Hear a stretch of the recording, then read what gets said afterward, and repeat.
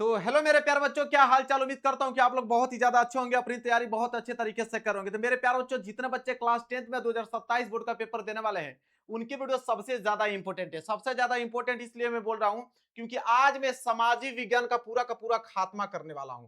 पूरा महा मैराथन लेकर आ गया हूं सामाजिक विज्ञान का। बहुत सारे बच्चों का कमेंट था, कमेंट पढ़ पढ़ के मैं थक गया था। जैसे मैं हिंदी का महा मैराथन लाया, बहुत सारे बच्चे कमेंट कर रहे थे, सर सोशल साइंस करा दीजिए, बहुत ज्यादा वीक है मेरा सब्जेक्ट, उसमें कुछ ऐसा कीजिए कि मजा आ जाए। तो ऐसा ही करने वाला है कि इसमें जितने प्रश्न ले लिया हूं ना, आज की क्लास को देखने के बाद आपका 70 नंबर बिल्कुल पक्का हो जाएगा। आज की इस वीडियो को देखने के बाद आपके 70 नंबर बिल्कुल क्लियर हो जाएगा। कोई दूसरा वीडियो देखने की जरूरत नहीं है। इसमें सारे के सारे क्वेश्चन वही ले लिया हूं जो कि 2027 बोर्ड एग्जाम के पेपर में आप लोगों का छपने वाला है। सामाजिक विज्ञान देखिए, पूरा सामाजिक विज्ञान जो है वो एक ही वीडियो में हम समाप्त कर दे रहे हैं। तो वीडियो को आपको लाइक कर देना है, चैनल पे नहीं होगा तो चैनल को जरूर सब्सक्राइब आप लोगों को कर लेना है। देखिए, वीडियो को जब तक आप लाइक नहीं करोगे तब तक कॉन्फिडेंस नहीं आएगा। आपको मालूम है कि मैं वीडियो कैसे शूट कर रहा हूं? नहीं मालूम है। बंद कमरे में रूम शूट कर रहा हूं मैं, बंद कमरे में कोई नहीं है, दरवाजा भी बंद है, यहां तक कि लाइट भी नहीं है, और बाहर जाके देखो तो 34-35 डिग्री सेल्सियस धूप भी है। मतलब इतना ज्यादा गर्मी हो रहा है। आप पसीना देख रहे होगे मेरे माथे पे कितना ज्यादा पसीना है। 1 घंटे की लगातार क्लासेज लेनी है, वो भी बोलकर। इसलिए मैं यहाँ पानी का यह बॉक्स भी लेकर आ गया हूं, ठीक है, ताकि पानी पीता रहूंगा, पढ़ाता रहूंगा। बिल्कुल रेडी रहिए। वीडियो को लाइक जरूर से जरूर कर दीजिएगा, शेयर कर देना, क्योंकि पूरा का पूरा सामाजिक विज्ञान आज की वीडियो में समाप्त होने वाला है। तो मेरे प्यारों से इससे बाहर कुछ नहीं आएगा, इससे बाहर एक भी प्रश्न आप लोगों के नहीं आएंगे, क्योंकि पूरा का पूरा मैंने मोस्ट इंपोर्टेंट क्वेश्चन ही ले लिया है।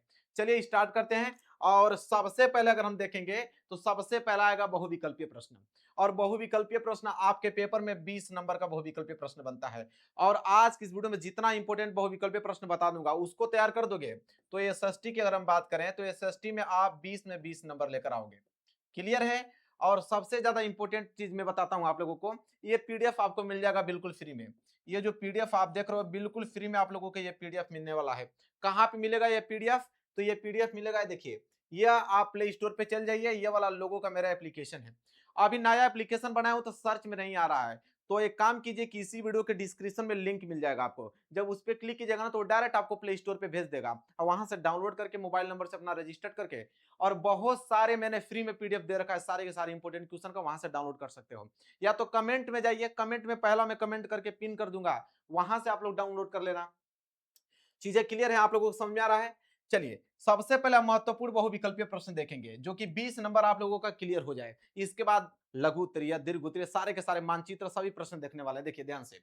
तो अगर हम प्रश्न संख्या पहले की बात करें, यहां आ गया प्रश्न संख्या पहला, और बहुत ही ज्यादा इंपॉर्टेंट प्रश्न है। अगर हम बात करें कि जब से पेपर बनना स्टार्ट है तब से यह प्रश्न आ रहा है, इस पे कितना स्टार बनाना चाहोगे? तो आप कहोगे गुरु जी इस पे अगर हम 100 स्टार भी बना देना तब भी यह कम ही पड़ेगा, क्योंकि इतना ज्यादा मोस्ट इंपोर्टेंट है। क्या है कि राष्ट्रवाद का जो प्रारंभ हुआ था वो सर्वप्रथम किस देश से हुआ था? राष्ट्रवाद का जो प्रारंभ हुआ था वो सर्वप्रथम किस देश से हुआ था?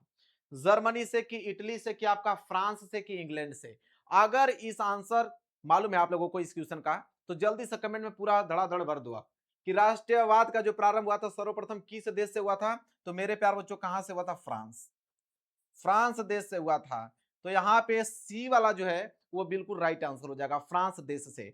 तो राष्ट्रवाद का जो प्रारंभ हुआ था सर्वप्रथम किस देश से? फ्रांस से। ये दिमाग में बिल्कुल फिट कर देना। इसीलिए मैं बोला हूं कि ये समाज विज्ञान का महा मैराथन क्लास लेकर आया हूं। इसमें जितने प्रश्न आएंगे सारे प्रश्न आप लोगों को याद होना चाहिए, कोई भी प्रश्न छोड़ना नहीं, आपको बता देता हूं मैं। अगर आप चाहते हो कि एसएसटी में हम 95% मार्क्स लेकर आए तो ये सारे के सारे क्वेश्चन आपको तैयार होना चाहिए। आगे बढ़ते हैं। आगे बढ़ने से पहले थोड़ा इन चीजों को डिस्कस कर लीजिए। बहुत दिनों से मेरा इंतजार था, मेरा एप्लीकेशन नहीं बना था, मैं बहुत ज्यादा घबरा गया था कि यार बच्चों के लिए मैं कैसे प्रोवाइड करूं, ठीक है, कि कौन सी चीज ऐसे प्रोवाइड कर दूं कि बच्चे कुछ ना पढ़कर बस उसको पढ़ के 95% मार्क्स ला दें। मेरे प्यारे बच्चों, मैंने आप लोगों से बताया था कि अगर आप 5 वर्षों की प्रीवियस पेपर देखो, 5 वर्षों के previous paper plus model paper, plus model paper, plus guess paper, plus guess paper, ये सारे के सारे आपको मिल जाएंगे मेरे प्यारे बच्चों। कितना में? 149 में, मात्र 149 रुपए में। अरे 100 रुपया का तो कोल्ड ड्रिंक पी जाते हो आप लोग। 100 रुपया का कोल्ड ड्रिंक, एक दिन पार्टी करोगे ना तो 100 रुपया का कोल्ड ड्रिंक ही पी जाओगे। लेकिन अभी तक आप लोगों को कोई ऐसा नहीं देगा। अगर आप मार्केट में जाते हो प्रीवियस ईयर पेपर भी खरीदते हो ना, तो अगर सिर्फ मैथ का खरीदोगे तो वो मिलेगा आपको 55 रुपया। कितना? 55 से लेके 50 रुपया के बीच मिलेगा वो। ठीक है, पता चलेगा 6 को खरीदोगे 3 साढ़े 300, सोल्यूशन भी नहीं मिलेगा। लेकिन मेरे इस 149 में आप देखोगे तो 5 वर्षों के प्रीवियस ईयर पेपर के सारे सोल्यूशन मिलेंगे, हर एक सेट का। अब एक वर्ष में 7 सेट होता है, तो 7 5 35, 35 सेट तो आप लोगों के यहीं से मिल जाएगा। इसके बाद मॉडल पेपर हमने 20 मॉडल पेपर दिया है, और कम से कम 30 मॉडल यहाँ गेस पेपर हमने, तो 30 20 50 और 50 3 80 85, 85 आपको मॉडल पेपर कुल मिला के मिलने वाला है। अगर इतना तैयार कर दोगे तब क्या बचा? कुछ बचा ही नहीं। विद सोल्यूशन पूरा का पूरा इंपोर्टेंट क्वेश्चन उसी में समाहित हो जाएगा। तो आप देख सकते हो क्लास 10th के लिए है मॉडल पेपर ऑल सब्जेक्ट, यहाँ पे हिंदी भी मिलेगा, इसके बाद आप अंग्रेजी भी, गणित भी, विज्ञान और सामाजिक विज्ञान, और साथ ही साथ संस्कृत को भी मैंने ऐड करा दिया है, ताकि बहुत सारे बच्चे संस्कृत भी लिए रहते हैं तो उनका काम भी हो जाएगा। ये मॉडल पेपर है, आपको मिल जाएगा 149 में। कहाँ मिलेगा? मेरे ऐप पे चले जाइए, वीडियो में इसी वीडियो के डिस्क्रिप्शन में लिंक दे रहा हूँ, वहां से डाउनलोड कर लेना, और कमेंट में भी दे रहा हूँ, वहां से कर लेना, और जाकर वहां से आप लोग इसको परचेस कर सकते हो। पूरा का पूरा ये 1 ईयर्स के लिए, वो भी 1 ईयर्स के लिए वैलिडिटी है। एक वर्ष आराम से पढ़िए मेरे प्यार बच्चों, जनवरी तक जाते जाते पूरा धुआं धुआं कर दोगे। चलिए आगे बढ़ते हैं, अगले प्रश्न की तरफ देख लो, क्योंकि बहुत लेट हो रहा है। हाँ, प्रश्न संख्या दूसरा आ गया मेरे प्यार बच्चों, देख लो। प्रश्न संख्या दूसरा क्या बोला है कि फ्रांस की क्रांति हुई। लो भाई, आ गया, फ्रांस की क्रांति हुआ, कब हुआ? बहुत ही ज्यादा इंपॉर्टेंट प्रश्न आ गया, very very most important question दे दिया कि फ्रांस की क्रांति हुई कब हुआ था? 1788 में, 1789 में, कि यहाँ पे 1790 में, कि 1787 में? सबसे ज्यादा मोस्ट इंपोर्टेंट क्वेश्चन मैं आप लोगों को बता रहा हूं, अब सबसे ज्यादा, और लिख लो, ये मैं कह रहा हूं, मैं खुद आपसे बोल रहा हूं कि 100% लिख लो कि ये पेपर में आएगा, इसको कोई रोक नहीं सकता है। कि फ्रांस की क्रांति हुआ था किस सन में? तो नोट कर लो, 1789, 1789 में हुआ था फ्रांस की क्रांति। ठीक है, तो जितने बच्चे बी पे क्लिक किए होंगे उनका आंसर बिल्कुल सही होगा। ठीक है, आगे बढ़ते हैं, आगे दिख रहा है ना आप लोगों को? हाँ, तीसरा प्रश्न देख लो क्या है। तीसरा है कि भारत छोड़ो आंदोलन किसने प्रारंभ किया था? लो भाई, बना दो ट्रिपल स्टार। मैं कह रहा हूं कहां से पूछेगा भाई, बाहर कहां से जाएगा? इससे बाहर जा ही नहीं सकता, इतना याद रख लो आप, इससे बाहर जा ही नहीं सकता है। अब बोला है कि भारत छोड़ो आंदोलन किसने प्रारंभ किया था? ऑप्शन ए है गोपाल कृष्ण गोखले जी, ऑप्शन बी बाल गंगाधर तिलक जी, ऑप्शन सी है सुभाष चंद्र बोस जी, और ऑप्शन डी है महात्मा गांधी जी। तो यहां पे था कि भारत छोड़ो आंदोलन किसने प्रारंभ किया था? महात्मा गांधी। कौन थे वह व्यक्ति? महात्मा गांधी। क्लियर है? आगे बढ़े, चलिए आगे बढ़ते हैं अगले प्रश्न की तरफ। देख लो प्रश्न संख्या क्या आ गया आपका? प्रश्न संख्या चौथा, बहुत ही ज्यादा मोस्ट वायरल प्रश्न कह सकते हो इसको। इस पे ट्रिपल स्टार बना के रख लो, ट्रिपल स्टार बना के इस प्रश्न पे रख लो। प्रश्न क्या है? अगर आंसर मालूम है जल्दी कमेंट करके बताइए। कह रहा है कि चौरी चौरा कांड जो हुआ था वह किस वर्ष घटित हुआ? तो चौरी चौरा कांड किस वर्ष घटित हुआ? ऑप्शन ए देखिए 1920 में, ऑप्शन बी देखिए 1921 में, ऑप्शन सी देखिए 1922 में, और ऑप्शन डी देख लो 1925 में। तो कौन सा इसका राइट आंसर होगा कि चौरी चौरा कांड किस वर्ष घटित हुआ? अब मैं इसका आप लोगों को ट्रिक बताता हूं, समझो। जब ये पेपर में आ जाएगा तो ट्रिक की मदद से इसको कैसे सॉल्व करोगे, आजीवन याद हो जाएगा। कैसे? देखो, अब आप देखिए कि यहाँ पे चौरी चौरा दोनों चीज सेम दिख रहा है कि नहीं? दोनों चीज आपको लग रहा है कि यार सेम तो है, चौरी चौरा, बस मात्रा का थोड़ा सा अंतर है। तो चौरी चौरा, तो हम देखेंगे ऑप्शन में कौन सा सेम है। तो यहाँ 20 आ गया, यहाँ पे 21 आ गया, 25, यहाँ पे 2 2 आ गया, तो 2 2 आ गया, मतलब ये दोनों सेम है। तो जब भी पूछे कि चौरी चौरा कांड किस वर्ष घटित हुआ है, तो आप ट्रिक की मदद से याद कर लो कि सन 1922 में, सन 1922 में। क्लियर है? सी वाला जो है राइट आंसर हो जाएगा। मजा आ रहा है आप लोगों को? बिल्कुल कमेंट कीजिए। और पसीना तो पूछिए मत कितना ज्यादा हो रहा है, कोई दिक्कत नहीं है, आप बस पढ़ते रहिए। बस सामाजिक विज्ञान में 95% लाकर दिखा दीजिए। मेरे चैनल का नाम आप लोगों को रोशन करना, बस इतना याद रखिए। हाँ, आगे बढ़ते हैं। प्रश्न संख्या पांचवा, प्रश्न संख्या पांचवा क्या है? हिंद स्वराज पुस्तक के लेखक हैं। लो भाई, मोस्ट इंपोर्टेंट प्रश्न आ गया, मोस्ट इंपोर्टेंट प्रश्न आप कह सकते हो। क्या बोला है कि हिंद स्वराज पुस्तक के लेखक सरदार पटेल जी हैं, कि यहाँ पे बाल गंगाधर तिलक जी हैं, कि यहाँ पे आपके महात्मा गांधी जी, कि यहाँ पे सुभाष चंद्र बोस? कमेंट में भरना, कमेंट में तुरंत लिख कर बताओ कि इसका राइट आंसर क्या होगा, कि हिंद स्वराज पुस्तक के लेखक कौन है? तो इनके जो लेखक हैं वह है आपके महात्मा गांधी जी। कौन है मेरे प्यारे बच्चों? महात्मा गांधी जी हैं। यहाँ पे प्रश्न संख्या 5वें का सी जो है बिल्कुल राइट आंसर हो जाएगा। आगे बढ़ते हैं अगले प्रश्न की तरफ। देखो अगला प्रश्न क्या आ गया, प्रश्न आ गया प्रश्न संख्या 6। प्रश्न संख्या 6 आ गया कि करो या मरो का नारा किसका था। लो भाई ये भी प्रश्न बहुत ही ज्यादा इंपॉर्टेंट आ गया, वेरी वेरी मोस्ट इंपॉर्टेंट प्रश्न आ गया कि करो या मरो का नारा किसका था।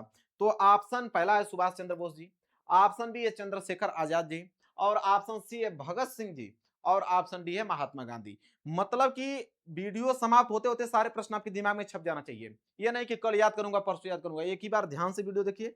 मैं आराम आराम से पढ़ा रहा हूं ताकि आपको चीजें एनालिसिस कर पाए और इसको याद कर पाए।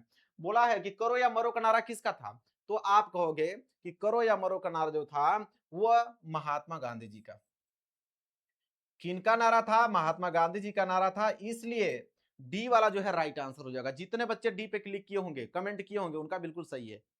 आगे बढ़ते हैं प्रश्न संख्या 7वां, देख लो क्या है भाई। बोला है कि महात्मा गांधी दक्षिण अफ्रीका से वापस कब लौटे। जब दक्षिण अफ्रीका गए थे महात्मा गांधी तो किस सन में वो वापस लौटे दक्षिण अफ्रीका से।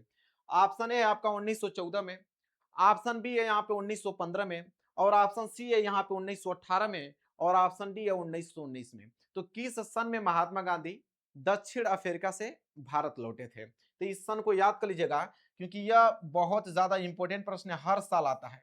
आप प्रीवियस पेपर उठाकर देखते हैं कि नहीं, देख लीजिए, या तो जाके 149 में पूरा का पूरा वहां पर खरीद लीजिए। मैं बताया हूँ 85 मॉडल पेपर विद सोल्यूशन पूरे के पूरे सब्जेक्ट का पूरा का पूरा तैयार हो जाएगा। 95% मार्क्स ऐसे ही क्लियर हो जाएगा।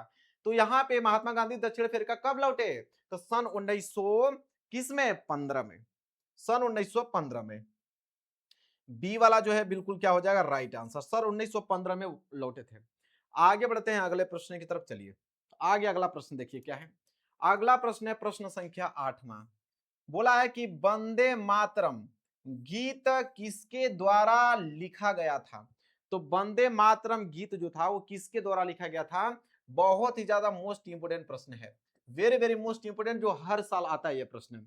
ठीक है कि वंदे मातरम जो गीत था वो किसके द्वारा लिखा गया था। ऑप्शन है बंकिम चंद्र चट्टोपाध्याय द्वारा, इसके बाद आपका रविंद्रनाथ टैगोर द्वारा, इसके बाद यहाँ पे अवनींद्रनाथ टैगोर द्वारा, कि आपका option number D Mahatma Gandhi द्वारा।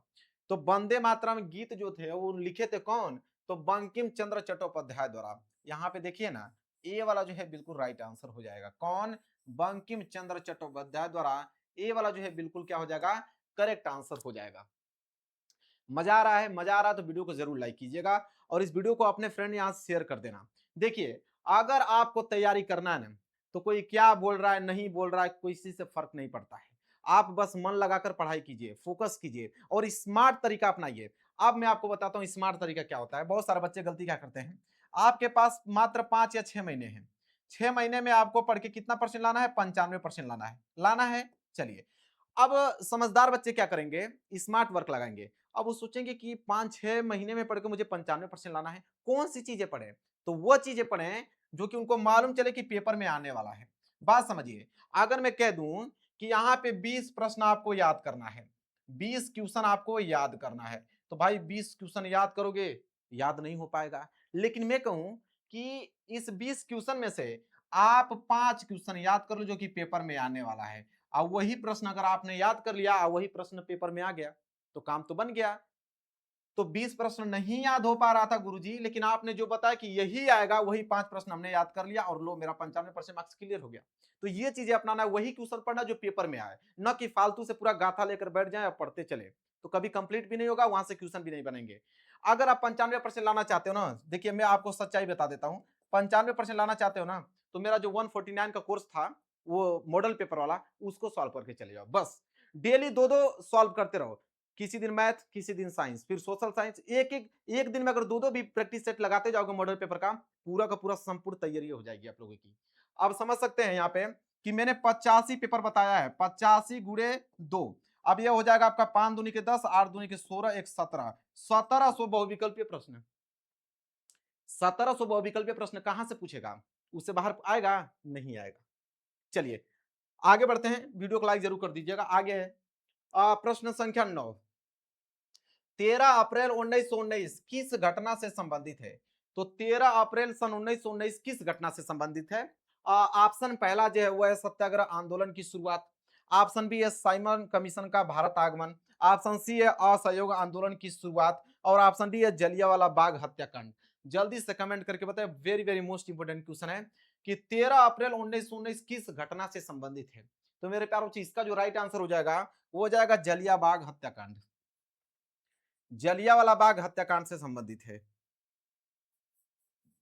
यहां पे डी वाला जो है राइट आंसर हो जाएगा। क्लियर है? चलिए आगे बढ़ते हैं। अगला प्रश्न देख लीजिए क्या है। प्रश्न संख्या 10वां। प्रश्न संख्या 10वां, इस पे 5 स्टार बना लीजिए। कितना स्टार बनाएंगे? 5 स्टार इस पे बनाएंगे आप लोग।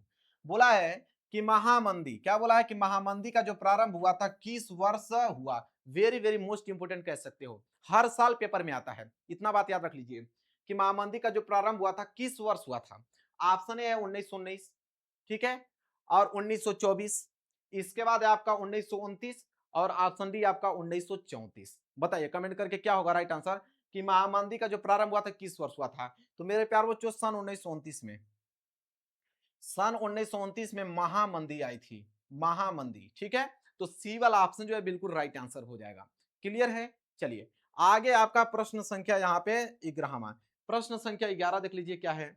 बोला है कि संयुक्त राष्ट्रीय संघ का जो मुख्यालय है वह कहां पर स्थित है, ठीक है। तो संयुक्त राष्ट्रीय संघ का मुख्यालय वह कहां पर स्थित है यह बताना है। बहुत इंपॉर्टेंट प्रश्न है। Option A Washington, option B है यहाँ पे जिनेवा और ऑप्शन सी जो है वह है आपका क्या न्यूयॉर्क और ऑप्शन डी जो है वह आपका ऑस्ट्रिया। बताइए कि संयुक्त राष्ट्र संघ का जो मुख्यालय है वह कहां पर स्थित है। तो मेरे प्यार बच्चों कहां पर स्थित है? न्यूयॉर्क में स्थित है। याद रख लीजिए यह प्रश्न इंपॉर्टेंट है, यह प्रश्न आएंगे। मैंने आपको बता दिया कि इस वीडियो को देखने के बाद इसमें इसमें से प्रश्न आप लोगों के बनने वाले हैं, तय है। इसको आप कह सकते हो तय, जिसे बोलते हैं फिक्स है। तो भाई फिक्स है। मैंने आपको बताया ना कि मैं वही कहूंगा कि जो पेपर में आने वाला होता है उसी को मैं पढ़ाऊंगा। इसके बाद आगे बढ़ते हैं। अगला प्रश्न देख लीजिए क्या है। प्रश्न संख्या 12 बोला है कि संयुक्त राष्ट्रीय संघ की स्थापना, संयुक्त राष्ट्रीय संघ की स्थापना कब हुई। Very very most important question आ गया कि संयुक्त राष्ट्रीय संघ की स्थापना कब हुआ था। किस डेट को संयुक्त राष्ट्रीय संघ की स्थापना हुआ? 1945 ईस्वी, कि यहाँ पे दिया आपका 1920 ईस्वी, किधर दिया 1942, इधर दिया आपको 1947। क्या होगा राइट आंसर? संयुक्त राष्ट्रीय संघ की जो स्थापना हुआ था मेरे प्यारों बच्चों किस डेट को हुआ था, यह क्वेश्चन में आ गया है। तो सन 1945 आप कह सकते हो गुरुजी। ऑप्शन नंबर ए जो है ना बिल्कुल राइट आंसर है। बहुत अच्छा मेरे प्यारे बच्चों, बहुत अच्छा, वेरी गुड। जितने लोगों ने ए पे क्लिक किया होगा बहुत अच्छा। यहाँ पे सन 1945 में संयुक्त राष्ट्र संघ की स्थापना हुआ था। आगे बढ़ेंगे प्रश्न संख्या 13। प्रश्न संख्या 13 देख लो। कह रहा है कि प्रथम विश्व युद्ध प्रारंभ हुआ था। Very very most important question है। प्रथम विश्व युद्ध, प्रथम विश्व युद्ध प्रारंभ हुआ था किस सन में? 1914 में हुआ था। इधर आपका 1939 दिया है, इसमें हुआ था। कि आपका 1919 में हुआ था, कि इधर आपका 1942 में हुआ था। बताइए प्रथम विश्व युद्ध कब हुआ था। तो प्रथम विश्व युद्ध की अगर हम बात करें कब प्रारंभ हुआ था, तो सन 1914। यहाँ पे 13वें का ए वाला जो है बिल्कुल क्या हो जाएगा? राइट आंसर हो जाएगा मेरे प्यार बच्चों। आगे बढ़े अगले प्रश्न की तरफ। बहुत अच्छा, चलिए वीडियो को लाइक करते रहिएगा। चैनल पे अगर नए होंगे तो चैनल को एक बार सब्सक्राइब करके बेल आइकन दबा दीजिए, क्योंकि डेली आपको नोटिफिकेशन देखने को मिलेगा। हाँ आगे बढ़ते हैं। प्रश्न संख्या 14, और मैं उम्मीद करूंगा कि इस प्रश्न का जवाब सारे बच्चे देंगे। इस प्रश्न का जवाब सारे के सारे बच्चे देने हैं, क्योंकि बहुत ही ज्यादा सिंपल प्रश्न है। कह रहा है कि भूमि एक, देखो भूमि एक यहाँ पे भरना है कि भूमि एक संसाधन है। क्या बोल रखा है? कि भूमि एक संसाधन है। तो भूमि एक संसाधन है कैसा? प्राकृतिक संसाधन है कि मानव निर्मित संसाधन है? कि यहाँ पे दिया है कि सौर ऊर्जा से निर्मित संसाधन है, यहाँ पे दिया इनमें से कोई नहीं। तो प्राकृतिक, ठीक है, क्या होगा? प्राकृतिक, क्योंकि भूमि एक कैसा संसाधन है? प्राकृतिक संसाधन है। तो यहाँ पे ए वाला जो है बिल्कुल राइट आंसर हो जाएगा, प्राकृतिक संसाधन। भूमि एक कैसा संसाधन है? प्राकृतिक संसाधन है। मेरे प्यार बच्चों जितने बच्चे मेरे ऐप को डाउनलोड नहीं किए हैं प्लीज कर लेना, वहां पे देखिए कितना मजा आ जाएगा आपको पढ़ाई करने में। और मैं एक बताऊं, साइंस का नोट मैं मात्र 49 में दिया हूं। आप सोच के दंग रह जाओगे कि मात्र 49, इतना कम। 49 में जितने साइंस के 13 चैप्टर हैं, तो 13 चैप्टर को इतना डिटेल में मैंने इसका नोट्स बनाया है कि आपको कहीं से नोट्स बनाने की जरूरत नहीं पड़ेगी। कहीं से भी नोट्स बनाने की जरूरत नहीं पड़ेगी। इतना बेहतरीन तरीके से नोट्स बनाया गया है। और सारे के सारे एनसीईआरटी के जितने भी प्रश्न है मैंने उसको सबको सॉल्व करके रखा हुआ है। तो आप मात्र 49 में पूरा का पूरा साइंस का बैच ले सकते हो। क्लियर है? वहां पे आपको सोशल साइंस का भी मिलेगा। 49 में सोशल साइंस का भी मिल जाएगा। 49 में आपको सिर्फ सोशल साइंस का, जितने बच्चे सोशल साइंस पढ़ना चाहेंगे वो 49 में ले सकते हैं, या तो सारे सारे जो सब्जेक्ट लेना है तो वो भी ले सकते हो, कोई दिक्कत नहीं, जाके वहां पे चेक कर लेना आप लोग। इसके बाद देखो, हाँ, प्रश्न संख्या आ गया 15। बोला है कि निम्नलिखित में से मिट्टी का प्रकार नहीं है। लो भाई, अब मिट्टी का प्रकार नहीं है, 4 ऑप्शन दे रखा है। ये प्रश्न बहुत ज्यादा इंपॉर्टेंट है, हर साल आता है, इसको कह सकते हो तो हर साल आता है। उठाकर देख लो प्रीवियस ईयर पेपर, उठाकर आप देख लो प्रीवियस ईयर पेपर की आता है कि नहीं आता है। कह रहा है यहाँ पे कि निम्नलिखित में से मिट्टी का प्रकार नहीं है। यहाँ बोला है काली मिट्टी, पीली मिट्टी, लेटराइट मिट्टी की सीमेंट। मेरे प्यारो बच्चों, यहाँ पे 5-7 साल हो गया मुझे पढ़ाते हुए, 5-7 साल में इतना एनालिसिस कर दिया हूँ, इतना एनालिसिस कर दिया हूँ कि मालूम चल जाता है कि कौन प्रश्न आएगा कौन नहीं आएगा। खंगाल कर रख दिया हूँ पूरे यूपी बोर्ड का जो एग्जाम होता है उसके पेपर को, प्रीवियस पेपर को, उसके सिलेबस को पूरा खंगाल कर रख दिया हूँ। मुझे मालूम चल गया है कि कौन से टॉपिक आने वाला है, जिस पे हाथ रख दूंगा वो आएगा, इतना बात याद रखना। बोला है यहाँ पे कि निम्नलिखित में से मिट्टी का प्रकार नहीं, एक प्रश्न बनेगा ये वाला। तो काली मिट्टी होती है, आपको भी मालूम है, पीली मिट्टी होती है, यहाँ पे लेटराइट मिट्टी भी होती है, लेकिन सीमेंट, क्या सीमेंट कोई मिट्टी है? नहीं, सीमेंट मिट्टी का प्रकार नहीं है। इसलिए आप कह सकते हो कि गुरुजी डी वाला जो है ना वो बिल्कुल राइट आंसर हो जाएगा। डी वाला जो है बिल्कुल राइट आंसर हो जाएगा। आगे बढ़े, चलिए आगे बढ़ते हैं। अगला प्रश्न देख लीजिए क्या है। अगला प्रश्न है मेरे प्यार बच्चों, देखिए बहुत इंपॉर्टेंट प्रश्न आ गया, इसको भी लिख के रख लो कि ये प्रश्न आने वाला है, डबल स्टार बना लेना। मतलब जितना हमने मोस्ट इंपोर्टेंट क्वेश्चन कराया है, जितना ऑब्जेक्टिव प्रश्न में करा रहा हूं, आपके 20 में 20 नंबर बिल्कुल यहां से पक्के हैं। क्या बोला है कि निम्नलिखित में से, बोला यहाँ पे कि निम्नलिखित में से किस राज्य में काली मिट्टी पाई जाती है? तो किस राज्य में काली मिट्टी पाई जाती है? ऑप्शन ए झारखंड में, और ऑप्शन बी यहाँ पे दिया है गुजरात में, और ऑप्शन सी दिया यहाँ पे राजस्थान में, और ऑप्शन डी दिया यहाँ पे बिहार में। तो किस राज्य में काली मिट्टी पाई जाती है यह बताना है। Very very most important question कह सकते हो, very very most important question. जल्दी से कमेंट करके बताइए इसका राइट आंसर क्या होगा मेरे प्यारे बच्चों। ठीक है, वेरी वेरी मोस्ट इंपोर्टेंट। तो निम्नलिखित में से किस राज्य में काली मिट्टी पाई जाती है? वो आपका गुजरात। कहां पाई जाती है? गुजरात में। और काली मिट्टी किसके लिए उपयुक्त होती है? तो कपास की खेती के लिए। किसके लिए? कपास की खेती के लिए। मेरे प्यारों से किसके लिए? कपास की खेती के लिए सबसे उपयुक्त होती है काली मिट्टी, जो कि कहां पाई जाती है? गुजरात में पाई जाती है, याद रख लेना, बहुत इंपॉर्टेंट। हाँ, अगला प्रश्न देख लो क्या है। 17वां प्रश्न है कि पर्वतों पर मृदा अपर्दन का साधन है। लो भाई, बहुत इंपॉर्टेंट प्रश्न आ गया कि पर्वतों पर मृदा अपर्दन का साधन है। यहाँ पे ऑप्शन है पवन, इसके बाद है आपका यहाँ पे हिमनद, इसके बाद आपका क्या है? जल है, इसके बाद क्या है आपका? पशुचारण।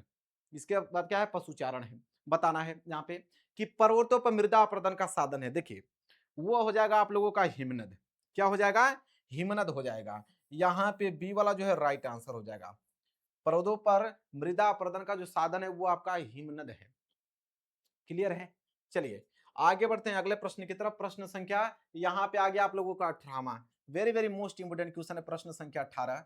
कह रहा है कि पंजाब में भूमि निम्नीकरण का, पंजाब में भूमि निम्नीकरण का मुख्य कारण क्या है? यह भी प्रश्न बहुत इंपॉर्टेंट है कि पंजाब में भूमि निम्नीकरण का मुख्य कारण क्या है? गहन खेती, वनोन्मूलन, कि यहाँ पे अधिक सिंचाई, और यहाँ पे दिया है अति पशुचारण। देखिए बहुत ज्यादा गर्मी हो रहा है, लेकिन गर्मी से हारना नहीं है। ठीक है, आप लोगों को पढ़ाई कंटिन्यू रखना है, मेहनत एक दिन जरूर रंग लाएगी। जिस दिन आप लोग टॉप करोगे ना तो उस दिन देखिएगा। क्या बोला है यहाँ पे कि पंजाब में भूमि निम्नीकरण का मुख्य कारण क्या है? तो यहाँ पे हो जाएगा इसका आंसर कि अधिक सिंचाई। क्या हो जाएगा? अधिक सिंचाई। ठीक है, बहुत ज्यादा सिंचाई। ठीक है, पंजाब में, इसलिए वहां पे भूमि का निम्नीकरण होता है। क्लियर है? चलिए प्रश्न संख्या 19 देख लीजिए। बोला है कि निम्नलिखित में से कौन सा नवीकरण योग्य संसाधन नहीं है? अब प्रश्न में पूछा क्या है कि नवीकरण योग्य संसाधन नहीं है। इसके बाद देखिए यहाँ पे ऑप्शन पहला क्या बोला है कि पवन ऊर्जा। क्या बोला है? पवन ऊर्जा। बी जो है वो जल है, ऑप्शन सी है जीवाश्म ईंधन है, और ऑप्शन डी जो है वन है। बताइए, बोला है कि निम्नलिखित में से कौन सा नवीकरण योग्य संसाधन नहीं है? तो नहीं है कौन नवीकरण योग्य संसाधन? वह है आप लोगों का जीवाश्म ईंधन। जीवाश्म ईंधन जो है वो नवीकरण योग्य संसाधन नहीं होता है। बाकी इधर आपका पवन ऊर्जा हुआ, इधर आपका जल हुआ, या आपका वन हुआ, ये सभी के सभी क्या है? नवीकरण योग्य संसाधन है। आगे बढ़ते हैं मेरे प्यार बच्चों, देख लो अगला प्रश्न क्या है। प्रश्न संख्या 20वां। प्रश्न संख्या 20वां है कि चाय की खेती के लिए कौन सी मिट्टी उपयुक्त है? लो भाई, very very most important question आ गया चाय की खेती के लिए कौन सी मिट्टी जो है उपयुक्त मानी जाती है? लाल मिट्टी, यहां पे दिया है जलोढ़ मिट्टी, इधर आपका ऑप्शन सी है आपका पर्वतीय मिट्टी, और ऑप्शन डी यहाँ पे लेटराइट मिट्टी। बताइए जल्दी से कमेंट करके बताइए कि चाय की खेती के लिए हम लोग कौन सी मिट्टी का उपयोग करते हैं। Very very most important question आ गया कि चाय की खेती के लिए हम कौन सी मिट्टी का उपयोग करते हैं, वो हो गया आप लोगों का लेटराइट मिट्टी। किसका? लेटराइट मिट्टी का हम लोग उपयोग करते हैं। प्रश्न संख्या 20 में का क्या हो जाएगा? डी वाला राइट आंसर हो जाएगा। क्लियर है? आगे बढ़ें। बहुत गर्मी है, बहुत गर्मी है। चलिए कोई दिक्कत नहीं। प्रश्न संख्या 21 क्या बोला कि निम्नलिखित में से किस राज्य में सीढ़ीदार खेती की जाती है? अब प्रश्न बोला कि किस राज्य में सीढ़ीदार खेती की जाती है। ठीक है, सीढ़ी बनाकर। पंजाब में, हरियाणा में, उत्तर प्रदेश में, उत्तराखंड में। जल्दी से कमेंट करके बताइए कि निम्नलिखित में से किस राज्य में सीढ़ीदार खेती की जाती है। तो मेरे प्यार बच्चों कहां पे करोगे? उत्तराखंड में। उत्तराखंड में इसलिए की जाती है मेरे प्यार बच्चों, यहाँ पे लॉजिक भी है, क्योंकि उत्तराखंड में बहुत बड़ा बड़ा पहाड़ होता है। देखो ऐसे ऐसे पहाड़ होता है, तो पहाड़ पे खेती करना जो होता है वो बहुत मुश्किल होता है। ठीक है, तो उसमें हम लोग सीढ़ी बनाकर ऐसे ऐसे करते हैं, खेती ऐसे ऐसे करते हैं, ताकि पानी जब यहां से रिस्क आए तो यहाँ पे उसका वेग कम हो जाए, इस तरह। ठीक है, पानी का बहाव तेज ना हो पाए। अगर सपाट बना देंगे इस तरह, पहाड़ पे ऐसे खेती करा देंगे, तो पानी अगर पूरा मिट्टी को बहा कर लेकर चला जाएगा। इसलिए हम लोग सीढ़ी बनाकर प्रयोग करते हैं। क्लियर है? चलिए कहां पे हो जाएगा? उत्तराखंड में। किस राज्य में सीढ़ीदार खेती की जाती है? उत्तराखंड में, याद होना चाहिए। आगे बढ़ते हैं, अगला देखिए क्या है। अगला है आप लोगों का प्रश्न संख्या 22। बोला है कि निम्न में कौन सा एक व्यक्तिगत संसाधन नहीं है? अब यहाँ पे नहीं का बात किया गया है कि चारों ऑप्शनों से बताना है कि कौन सा व्यक्तिगत संसाधन नहीं है। ऑप्शन ए बागान, ठीक है, ऑप्शन बी चारागाह, ऑप्शन सी भूमि, और ऑप्शन डी है खनिज संसाधन। तो कौन व्यक्तिगत संसाधन नहीं है? तो मेरे प्यार बच्चों हो जाएगा आपका खनिज संसाधन। क्या हो जाएगा? खनिज संसाधन। प्रश्न संख्या 22 का डी वाला जो है वो राइट आंसर हो जाएगा, खनिज संसाधन। यहां तक चीजें क्लियर है, कोई दिक्कत नहीं होना चाहिए। प्रश्न संख्या 23 बढ़े। बिल्कुल, निम्न में से कौन सा संसाधन पुनः चक्रीय? बहुत ज्यादा इंपॉर्टेंट प्रश्न आ गया। पुनः चक्रीय मतलब कि उसको हम पुनः दूसरे डिजाइन में कन्वर्ट कर सके। ठीक है, जैसे लोहा, पवन ऊर्जा, ज्वारीय ऊर्जा की पशुधन। इसमें से बताना है कौन सा ऐसा संसाधन जो पुनः चक्रीय है। तो इसमें से हो जाएगा जैसे लोहा। तो लोहा जो है मेरे प्यार बच्चों, तो लोहा मान लीजिए कि मैंने कुल्हाड़ी बनाया, तो कुल्हाड़ी से हम उसको दूसरे चीज में कन्वर्ट कर सकते हैं, उसको पिघलाकर फिर दूसरा आकार हम दे सकते हैं, मतलब पुनः उसको चक्रीय करके दूसरा संसाधन हम बना सकते हैं। ठीक है, तो वही बोला है। आगे बढ़ते हैं अगले प्रश्न की तरफ। अगला प्रश्न देखिए, बहुत ज्यादा इंपॉर्टेंट प्रश्न है। अगला प्रश्न है आपका प्रश्न संख्या 24। प्रश्न संख्या 24 है कि निम्नलिखित में से कौन सा एक संभावी संसाधन है? अब आपको बताना है कि संभावी संसाधन कौन है। ठीक है, चार ऑप्शन आपके दिया है, संभावी संसाधन बताना है। तो ऑप्शन ए हो गया आपका कोयला। ठीक है, ऑप्शन ए क्या हो गया? कोयला। Option B petroleum, option C पवन ऊर्जा, और ऑप्शन डी बॉक्साइट। बताना है कि निम्नलिखित में से कौन सा एक संभावी संसाधन है। तो क्या पूछा है यहाँ पे? संभावी संसाधन। संभावी संसाधन क्या है? तो संभावी संसाधन की अगर हम बात करें तो इसमें हो जाएगा आपका कोयला, पेट्रोलियम, पवन ऊर्जा, बॉक्साइट। पवन ऊर्जा। पवन ऊर्जा जो है एक संभावी संसाधन होता है, इसलिए यहाँ पे सी वाला जो है ना बिल्कुल राइट आंसर हो जाएगा। चीजें क्लियर है? क्लियर है तो यस कहिए, और वीडियो को जरूर से जरूर लाइक कर देना। आप देख रहे हो कि कितना गर्मी में पढ़ा रहा हूँ। ठीक है, फिलहाल के लिए मैं पानी पीता हूं और अगले प्रश्न का आप पढ़ के तब तक जवाब दीजिए। चिपको आंदोलन।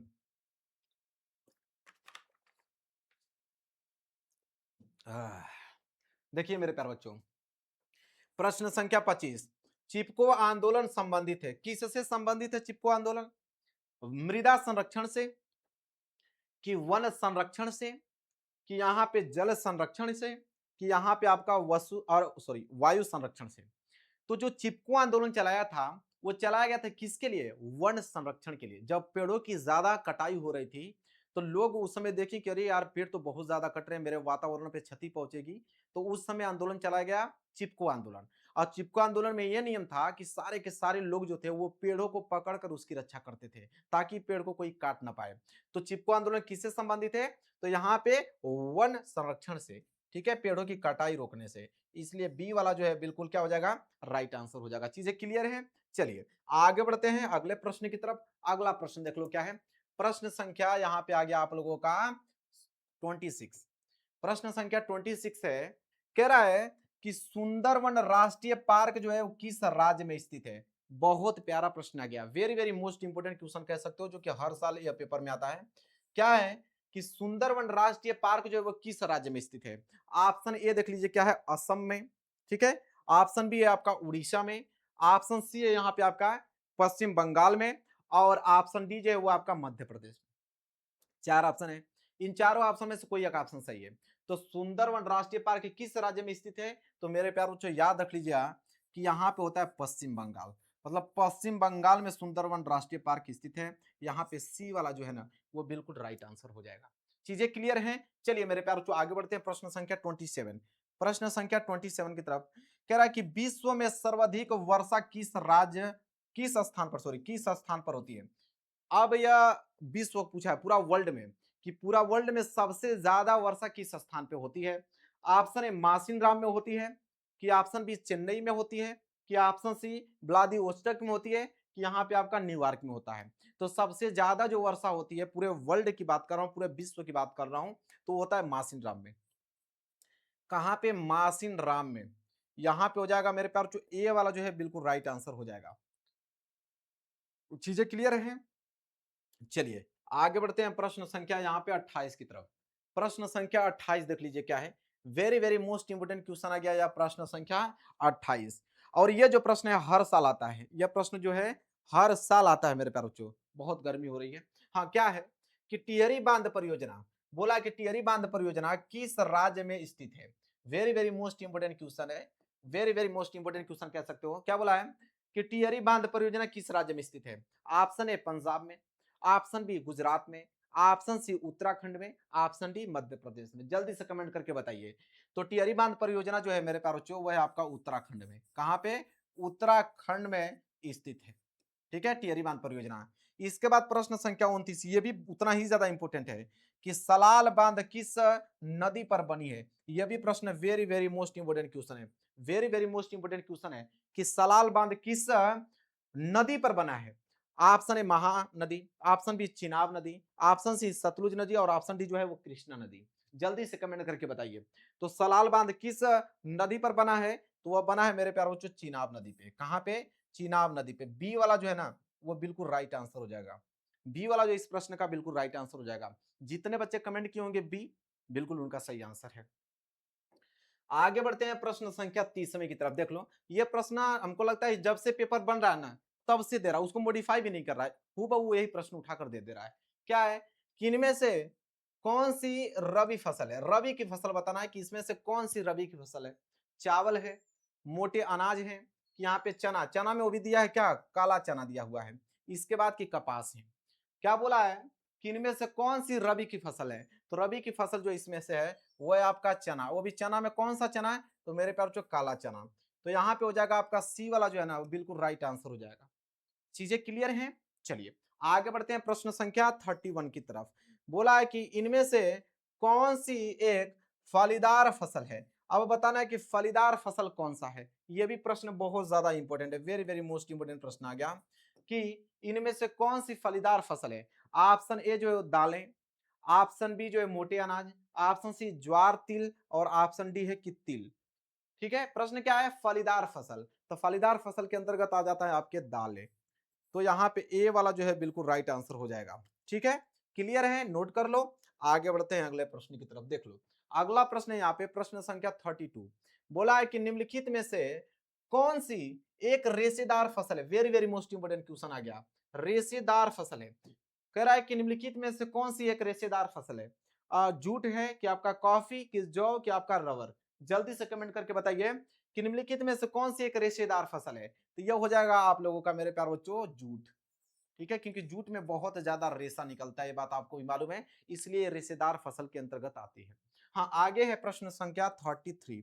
बोला है कि निम्न में से कौन सी रोपड़ फसल है। यह भी प्रश्न बहुत ज्यादा इंपॉर्टेंट है। निम्नलिखित में से कौन सा रोपड़ फसल है। ऑप्शन ए गेहूं है, ऑप्शन बी आपका चना है, कि ऑप्शन सी यहाँ पे गन्ना है, कि ऑप्शन डी यहाँ पे मूंगफली है। जल्दी से कमेंट करके बताइए कि निम्नलिखित में से कौन सी रोपड़ फसल है। रोपड़ फसल की अगर हम बात करें तो गन्ना जो है वो रोपड़ फसल के अंतर्गत आ जाता है। प्रश्न संख्या 33 का सी वाला जो है वो बिल्कुल राइट आंसर हो जाएगा। चलिए मेरे प्यार जो आगे बढ़ते हैं, अगला प्रश्न देख लीजिए। प्रश्न संख्या 34। प्रश्न संख्या 34 कि झरिया प्रसिद्ध है, इसको आप 5 स्टार बना लो। कितना स्टार बनाओगे? 5 स्टार। ठीक है, बहुत इंपॉर्टेंट प्रश्न है कि झरिया प्रसिद्ध है, मतलब झरिया किसके लिए प्रसिद्ध है? लौह अयस्क के लिए, किधर आपका कोयला के लिए प्रसिद्ध है, किधर आपका तांबा के लिए प्रसिद्ध है, कि यहाँ पे आपका बॉक्साइट के लिए प्रसिद्ध है? जल्दी से कमेंट करके बताइए झरिया किसके लिए प्रसिद्ध है।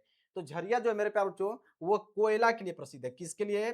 कोयला के लिए प्रसिद्ध है। यहाँ पे बी वाला जो होगा ना वो बिल्कुल राइट आंसर हो जाएगा। बी वाला जो है ना वो बिल्कुल राइट आंसर हो जाएगा, कोयला के लिए प्रसिद्ध है झरिया। इसके बाद प्रश्न संख्या 35 बोला है कि निम्नलिखित में से कौन सा परंपरागत ऊर्जा का स्रोत नहीं है? ठीक है, परंपरागत ऊर्जा का स्रोत नहीं है। यह प्रश्न बहुत ज्यादा इंपॉर्टेंट दे दिया, बहुत ज्यादा इंपॉर्टेंट प्रश्न दे दिया। इस पे भी आपको ट्रिपल स्टार बना लेना है। ठीक है, प्रश्न संख्या 35। ऑप्शन ए यहाँ पे कोयला, ऑप्शन बी यहाँ पे पेट्रोलियम, ऑप्शन सी यहाँ पे सौर ऊर्जा, और ऑप्शन डी यहाँ पे प्राकृतिक गैस। देखना, ध्यान समझना। बोला है कि निम्नलिखित में से कौन सा परंपरागत ऊर्जा का स्रोत नहीं है? तो कौन स्रोत नहीं है यह बताना है। ठीक है, अब ध्यान से आपको बताना है यहाँ पे कि अगर पूछता कि परंपरागत ऊर्जा का स्रोत है, ठीक है, तो ये हो जाता आपका पेट्रोलियम, क्योंकि पेट्रोलियम कैसा है? परंपरागत ऊर्जा का स्रोत है। ठीक है, परंपरागत परंपरागत ऊर्जा का स्रोत है कौन सा? आपका पेट्रोलियम। लेकिन यहां पे पूछा है कि स्रोत नहीं है। ठीक है, क्या पूछा है? कि स्रोत नहीं है। कोयला, प्राकृतिक गैस और सौर ऊर्जा, ये तीनों जो है वह परंपरागत ऊर्जा का स्रोत नहीं है। समझ लीजिए, तीनों जो है परंपरागत ऊर्जा का स्रोत नहीं है। यह प्रश्न में बोल दिया। ठीक है, तो आप क्या कहोगे कि परंपरागत ऊर्जा का स्रोत कौन नहीं है? तो वो हो जाएगा आपका सौर ऊर्जा। क्या हो जाएगा? सौर ऊर्जा। याद कर लेना, बहुत इंपॉर्टेंट प्रश्न है। वेरी वेरी मोस्ट इंपॉर्टेंट प्रश्न दे दिया कि निम्नलिखित में से कौन सा परंपरागत ऊर्जा का स्रोत नहीं है? तो वह है सौर ऊर्जा। क्लियर है? चीजें समझ में आ रही हैं आपको? आगे बढ़ते हैं अगले प्रश्न की तरफ। अगला प्रश्न देखिए, प्रश्न संख्या 36 कह रहा है कि भारत में पवन ऊर्जा का विशाल केंद्र कहां स्थित है? Very very most important question आ गया प्रश्न संख्या 36 कि भारत में पवन ऊर्जा का विशाल केंद्र कहां पर स्थित है, यह बताना है। ऑप्शन ए उत्तराखंड में, option B Tamil Nadu, option C Himachal Pradesh और ऑप्शन डी राजस्थान में। बहुत ही ज्यादा इंपॉर्टेंट प्रश्न है कि भारत में पवन ऊर्जा का विशाल केंद्र कहां पर स्थित है? तो मेरे प्यार बच्चों इसका राइट आंसर हो जाएगा आपका तमिलनाडु। कहां पे? तमिलनाडु में। बी वाला जो है बिल्कुल राइट आंसर हो जाएगा। मैं कह रहा हूं कि अपनी तैयारी अगर आपको जबरदस्त तरीके से करनी है, एक चीज पढ़ के आप 95% लाना चाहते हो, तो 149 वाला कोर्स आप ले लो। 149 एक साल के लिए वैलिडिटी है। अब 149 रुपया क्या ही है यार, आप लोग पेप्सी, कोल्ड ड्रिंक, समोसा खा जाते हो, और 149 में पूरा का पूरा पीडीएफ आपको विद सोल्यूशन मिल रहा है। डेली एक एक पीडीएफ को आप सॉल्व कीजिएगा, आपका आते आते 3-4 महीने में पूरी की पूरी तैयारी हो जाएगी। ठीक है, यहां तक चीजें क्लियर है। लिंक आपको इसी डिस्क्रिप्शन में मिल जाएगा आपको मेरे एप्लीकेशन का, या तो कमेंट में भी पिन कर दूंगा, वहां से आप डाउनलोड कर लेना एप्लीकेशन को। आगे देख लो क्या है कि मुंबई हाई प्रसिद्ध है। मुंबई हाई प्रसिद्ध है किसके लिए? तेल शोधक कारखानों, पेट्रोलियम के लिए, कि ऑप्शन बी फिल्मी सिटी के लिए, option C Gateway of India के लिए, ऑप्शन डी उपयुक्त में से कोई नहीं। जल्दी से कमेंट करके बताइए। मुला है कि मुंबई हाई प्रसिद्ध है, तो मुंबई हाई प्रसिद्ध किसके लिए मेरे प्यारों? तो वह है आपका तेल शोधक कारखानों, मतलब पेट्रोलियम के लिए। किसके लिए? पेट्रोलियम के लिए प्रसिद्ध है मुंबई हाई। इसके बाद आगे बढ़ेंगे। अगला प्रश्न देखिए, प्रश्न संख्या 38। प्रश्न संख्या 38 क्या पूछ लिया? देखो प्रश्न संख्या 38, निम्नलिखित में से कौन सा ऊर्जा का गैर परंपरागत स्रोत है? तो ऊर्जा का गैर परंपरागत स्रोत बताना है, जिसमें से ऑप्शन ए जो है मेरे प्यार बच्चों वो हो जाएगा आप लोगों का सौर ऊर्जा, ऑप्शन बी है आपका कोयला, ऑप्शन सी है यहाँ पे पवन ऊर्जा, और ऑप्शन डी जो है वह है आपका ज्वारीय ऊर्जा। जल्दी से कमेंट करके बताइए इसका राइट आंसर क्या हो जाएगा। Very very most important question है, तब तक मैं पानी पीता हूं। जल्दी से कमेंट करके बताइए क्या था? निम्नलिखित में से कौन सा ऊर्जा का गैर परंपरागत स्रोत है? जल्दी से कमेंट कीजिए मेरे प्यारे बच्चों।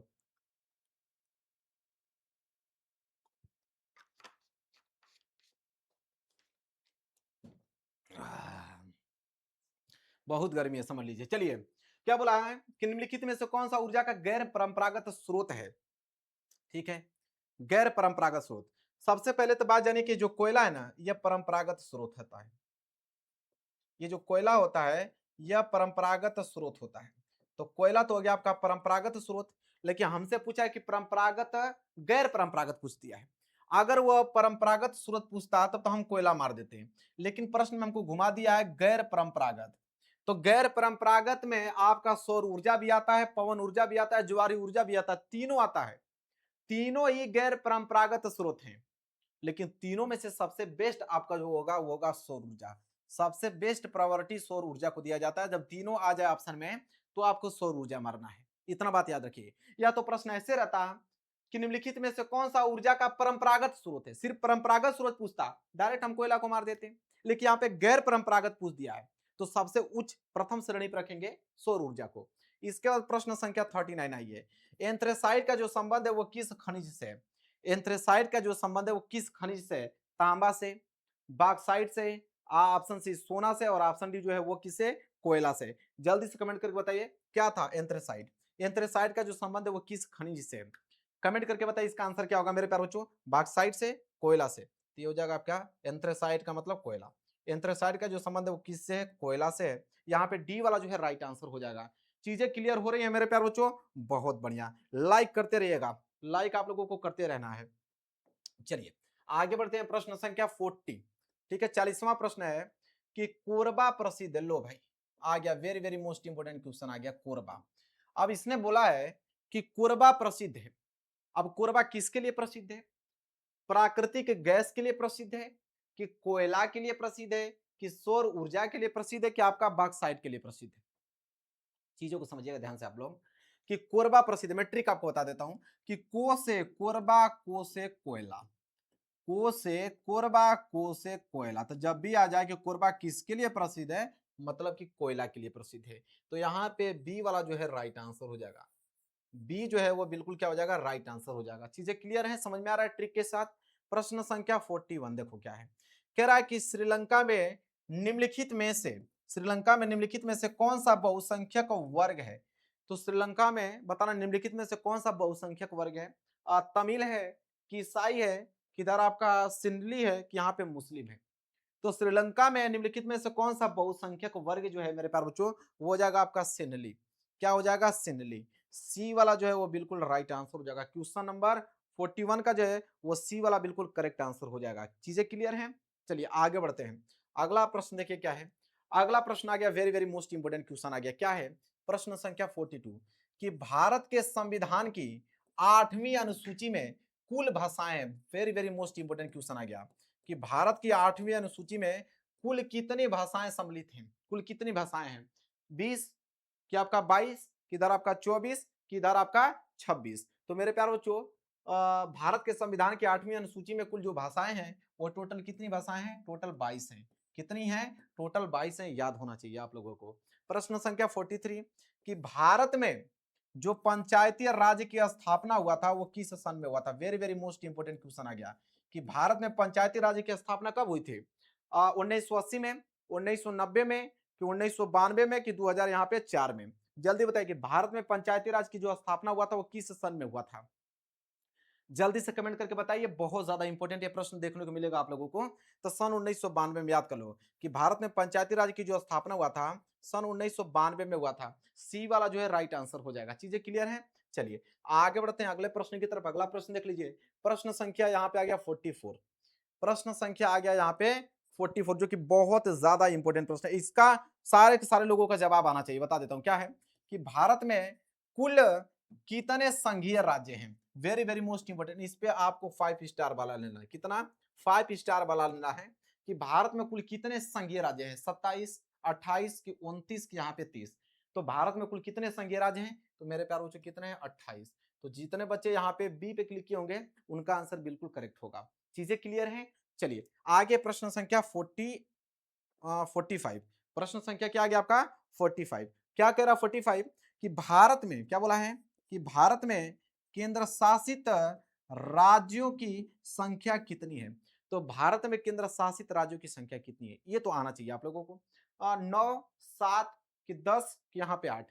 तो भारत में केंद्र शासित राज्यों की जो संख्या है मेरे प्यारे बच्चों, वो कितनी है? 8 है। कितनी है? 8 है। तो यहाँ पे प्रश्न संख्या 45 का डी वाला जो है वो बिल्कुल राइट आंसर हो जाएगा। चीजें क्लियर हैं? आगे बढ़ें, अगले प्रश्न की तरफ देखिए। अगला प्रश्न आ गया, क्या है? प्रश्न संख्या 46।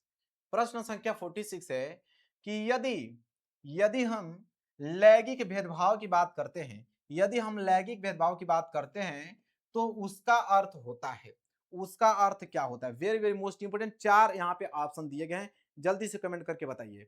ठीक है, वेरी वेरी मोस्ट इंपोर्टेंट है। अब बोला यहाँ पे कि यदि हम लैंगिक भेदभाव की बात करते हैं तो उसका अर्थ क्या होता है? ऑप्शन ए, समाज में स्त्री और पुरुष की असमान भूमिका, स्त्री एवं पुरुष की मध्य जैविक भिन्नता, ऑप्शन सी, बालक एवं बालिकाओं की संख्या में असमानता, ऑप्शन डी, उपयुक्त में से कोई नहीं। तो मेरे प्यारे बच्चों, यदि हम लैंगिक भेदभाव की बात करते हैं तो उसका अर्थ क्या होता है? इस पे आपको कितना स्टार बनाना है? 5 स्टार बनाना है। तो इसका राइट आंसर हो जाएगा ऑप्शन नंबर ए, कि यदि हम लैंगिक भेदभाव की बात करते हैं तो उसका अर्थ ये होता है कि समाज में जो स्त्री और पुरुष की असमान भूमिका, असमान भूमिका, ए वाला जो है बिल्कुल राइट आंसर हो जाएगा। जितने बच्चे ए पे क्लिक किए होंगे उनका आंसर बिल्कुल करेक्ट होगा। चीजें क्लियर हो रही हैं? आगे बढ़ेंगे। अगला प्रश्न देख लीजिए मेरे प्यारे बच्चों, अगला क्या है? प्रश्न संख्या 47। प्रश्न संख्या क्या आ गया? 47 आ गया। अब क्या बोला है कि भारतीय राष्ट्रीय कांग्रेस, क्या बोला है कि भारतीय राष्ट्रीय कांग्रेस की जो स्थापना हुआ था वो किस वर्ष में हुआ था? इस पे भी आपको 5 स्टार ही बनाना है। कितना स्टार? कम से कम 5 स्टार बना लीजिए, क्योंकि यह प्रश्न आपके एग्जाम में देखने को मिलेगा। भारतीय राष्ट्रीय कांग्रेस की जो स्थापना हुआ था वो किस वर्ष हुआ था, ये क्वेश्चन पूछ दिया। ऑप्शन ए 1885, ऑप्शन बी 1920 में, ऑप्शन सी आपका 1945 और ऑप्शन 1880। जल्दी से कमेंट करके बताइए। बहुत ज्यादा गर्मी है, समझ लीजिए बहुत ज्यादा गर्मी। क्या बोला है कि भारत में राष्ट्रीय कांग्रेस की स्थापना हुआ था, किस सन में हुआ था? याद कर लीजिए, सन 1885 में। क्या याद कर लेंगे? सन 1885। ये दिमाग में आपके बिल्कुल फिट होना चाहिए। पूछेगा कि भारतीय राष्ट्रीय कांग्रेस की स्थापना किस वर्ष हुई? 1885। चीजें क्लियर हैं? चलिए आगे बढ़ते हैं अगले प्रश्न की तरफ। अगला प्रश्न देखिए 48। 48 प्रश्न क्या है कि भारत में मताधिकार की आयु क्या है? मतलब अगर भारत के आप निवासी हैं तो भारत में आपकी एज कितनी रहेगी कि आप वोट दे सकते हो, मत दे सकते हो? तो ऑप्शन 21 वर्ष, ऑप्शन बी जो है वो आपका 20 वर्ष, और ऑप्शन सी है 25 वर्ष, ऑप्शन डी 18 वर्ष। तो ये बात आपको भी जानकारी है कि भारत के हम लोग निवासी हैं। अगर हमारी एज 18 वर्ष हो जाती है, कितना? 18 वर्ष हो जाती है, तो हम मत देना चालू कर देते हैं, हम किसी को भी वोट दे सकते हैं, किसी को भी वोट दे सकते हैं। चीजें क्लियर हैं? आगे बढ़ेंगे अगले प्रश्न की तरफ। अगला प्रश्न देखिए क्या है? प्रश्न संख्या 49। क्या बोला है? बोला है कि लोकतांत्रिक, क्या बोला है कि लोकतांत्रिक शासन व्यवस्था अन्य व्यवस्थाओं से अच्छी है, अन्य व्यवस्थाओं से अच्छी है क्योंकि, क्योंकि यह, ऑप्शन ए, सभी नागरिकों में समानता को बढ़ावा देती है, व्यक्ति की गरिमा को क्या करती है? बढ़ावा देती है, कि ए और बी दोनों सही हैं, कि यहाँ पे उपयुक्त में से कोई नहीं? जल्दी से कमेंट करके बताइए कि लोकतांत्रिक शासन व्यवस्था अन्य व्यवस्थाओं से अच्छी है क्योंकि, तो देखिए लोकतांत्रिक शासन व्यवस्था अन्य व्यवस्थाओं से अच्छी है क्योंकि सभी नागरिकों में समानता को बढ़ावा देती है, बिल्कुल सही।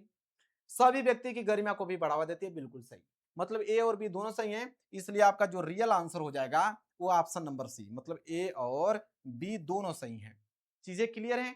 चीजें आपको समझ में आ रही हैं? चलिए वीडियो को लाइक करते रहिएगा, आगे बढ़ते हैं। अगला प्रश्न है 49 तक ही था क्या? 49 तक ही था क्या? 49, सिर्फ 49 ही था? 50वां प्रश्न दिख नहीं रहा भाई, गायब हो गया क्या? चलो 49 तक था। 49 प्रश्न हमने आप लोगों को क्या किया? बता दिया। कितना प्रश्न? 49 प्रश्न मैंने आप लोगों को बता दिया। अगर 49 प्रश्न अगर आप लोगों को तैयार हो गया तो मेरे प्यार बच्चों यहाँ 20 में 20 नंबर आपके हो, एसएसटी में क्या हो गए? बिल्कुल क्लियर हो गया। तो यह था ऑब्जेक्टिव, यह था क्या? ऑब्जेक्टिव। अब हम बात करेंगे सब्जेक्टिव प्रश्न की तरफ।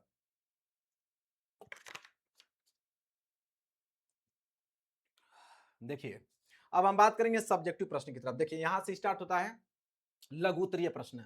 लघु उत्तरीय प्रश्न कितने नंबर के लिए पेपर में आता है गुरुजी? 4 नंबर के लिए पेपर में आता है। कितने नंबर के लिए? 4 नंबर के लिए प्रश्न आते हैं लघु उत्तरीय प्रश्न। वो प्रश्न बताऊंगा जो कि 95% फिक्स है, 95% फिक्स है कि ये पेपर में आपके आने वाले, वही प्रश्न आप लोगों को बता रहा हूं, वही प्रश्न मैं आप लोगों को बता रहा हूं जो कि आप लोगों को एकदम 100% क्या होंगे? फिक्स 95%। आप देखिए क्वेश्चन नंबर पहला नोट कर लीजिए। इसका अगर आपको सोल्यूशन चाहिए एप्लीकेशन पे इसका सोल्यूशन उपलब्ध है, आप जाके वहां से डाउनलोड कर लेना, ठीक है। बोला है पहला प्रश्न कि यूरोप में राष्ट्र के विचार के निर्माण में, यूरोप में राष्ट्र के विचार के निर्माण में सांस्कृतिक ने किस महत्वपूर्ण भूमिका निभाई, ठीक है। उदाहरण सहित स्पष्ट कीजिए। यह प्रश्न 4 नंबर के लिए है। अब मैं आपको यह बताऊं कि यह प्रश्न इतना ज्यादा इंपॉर्टेंट है कि आपके पेपर में छपने वाला 2027 में, तो आपको कैसा लगेगा ये बताइए। अगर मैं ये कह दूं कि ये प्रश्न 2027 में छपेगा तो कैसा लगेगा, मजा आएगा ना। बिल्कुल वही प्रश्न लेकर आया हूं कि यूरोप में राष्ट्र के विचार के निर्माण में संस्कृति ने किस प्रकार महत्वपूर्ण भूमिका निभाई, उदाहरण सहित आप लोगों को स्पष्ट करना है।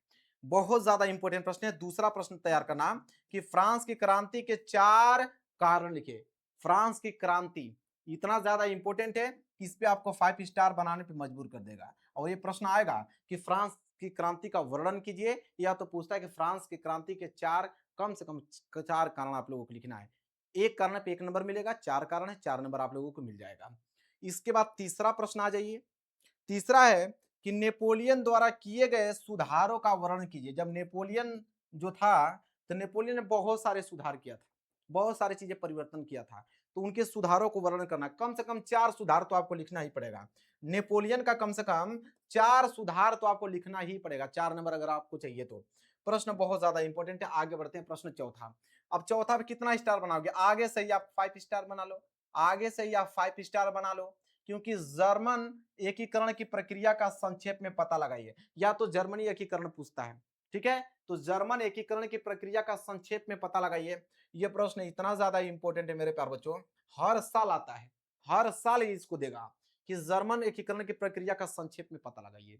इसके बाद अगला प्रश्न है 7वां कि भारत में लोगों द्वारा रॉलेट एक्ट किस प्रकार विरोध किया गया, उदाहरण सहित समझाइए। मतलब भारत में जब रोलेक्ट एक्ट पारित हुआ था, जब भारत में रोलेक्ट एक्ट पारित हुआ था, बहुत अवहेलना हुआ था उसका, बहुत ही ज्यादा अवहेलना हुआ था। तो वही पूछा है कि भारत में लोगों के द्वारा जो रोलेक्ट एक्ट हुआ था, इस किस प्रकार उसका विरोध लोगों ने किया था, उसका हमें उदाहरण सहित स्पष्ट कीजिए, ठीक है। यह भी प्रश्न 4 नंबर के लिए बहुत ज्यादा इंपॉर्टेंट है, इसको आपको तैयार करना। ये सारे सारे प्रश्न मिलेंगे कहां से, गुरुजी इनका उत्तर बता दे तो बहुत अच्छा रहता। अरे उत्तर पूरा लिखा हुआ है मेरे भाई, एप्लीकेशन पे जाकर डाउनलोड कर लीजिए, वहां से क्या करना है।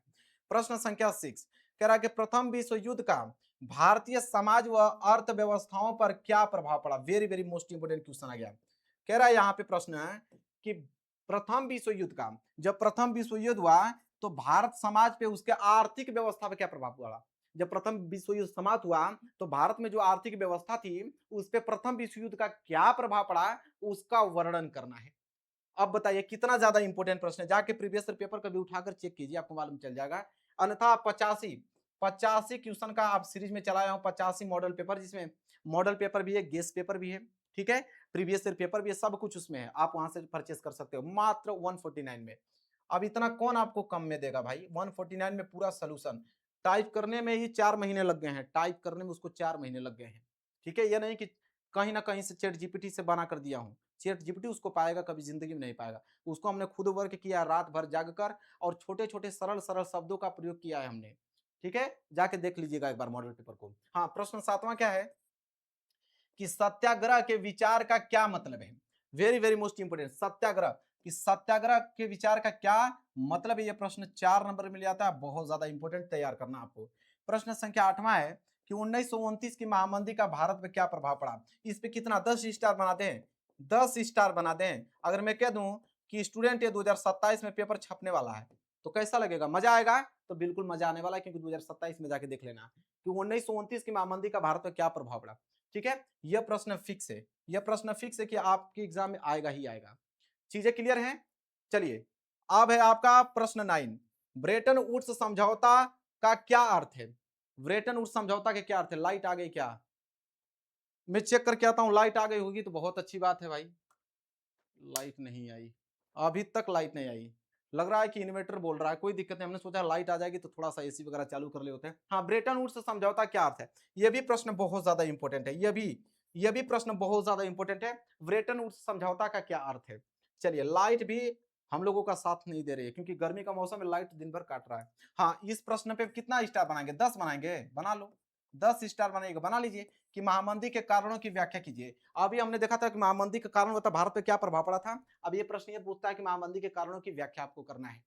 बहुत इंपॉर्टेंट प्रश्न। 11वां प्रश्न क्या है कि प्रथम विश्व युद्ध के समय भारत का औद्योगिक उत्पादन क्यों बढ़ा?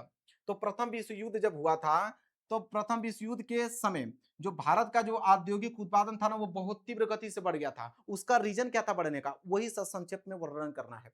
इसके बाद 12वां है कि मुद्रण संस्कृति ने भारत में राष्ट्रवाद के विकास में क्या मदद की? जो मुद्रण संस्कृति था, वो भारत में राष्ट्रवाद के विकास में क्या उन्होंने मदद किया था, उसके बारे में जिक्र करना है। नोट करते रहिए। अगला प्रश्न देख लीजिए क्या है। अब आ गया प्रश्न संख्या 13। प्रश्न संख्या 13 है कि भूमि के ह्रास निम्नीकरण का क्या अर्थ है और भूमि ह्रास के उत्तरदायी कारण क्या है? Very very most important question मेरे प्यार चो, very very most important question के अंतर्गत ये प्रश्न आते हैं। चीजें क्लियर हैं? इसके बाद 14वां प्रश्न नोट कीजिए कि 3 राज्यों के नाम बताइए जहां पर काली मृदा पाई जाती है और इस पर मुख्य रूप से कौन सी फसल उगाई जाती है। लो भाई, इस पे भी 5 स्टार बना लो। Very very most important, 5 star बना लो। बहुत प्यारा प्रश्न है कि 3 राज्यों के नाम बताना है कि काली मिट्टी वहां पाई जाती है और इस पर मुख्य रूप से कौन कौन सी फसल हम उगा सकते हैं, इसके बारे में वर्णन करना है। भाई जैव विविधता, इस पे 10 स्टार बना लीजिए। अगर मैं कहूं कि 2027 में पेपर हुबहू छपने वाला है, क्योंकि जैव विविधता क्या है और मानव जीवन में इसकी क्या महत्व है, इसका हमें क्या करना है, वर्णन करना है। तो जैव विविधता बहुत ही ज्यादा इंपॉर्टेंट टॉपिक है, हर साल आता है। आप जाके सर्च कर लेना, आप जाके प्रीवियस पेपर उठा के देख लेना। इसके बाद 16वां प्रश्न देखिए क्या है कि भारत में वन्य जीव जो संरक्षण है, भारत में वन्य जीव संरक्षण के उपाय सुझाइए।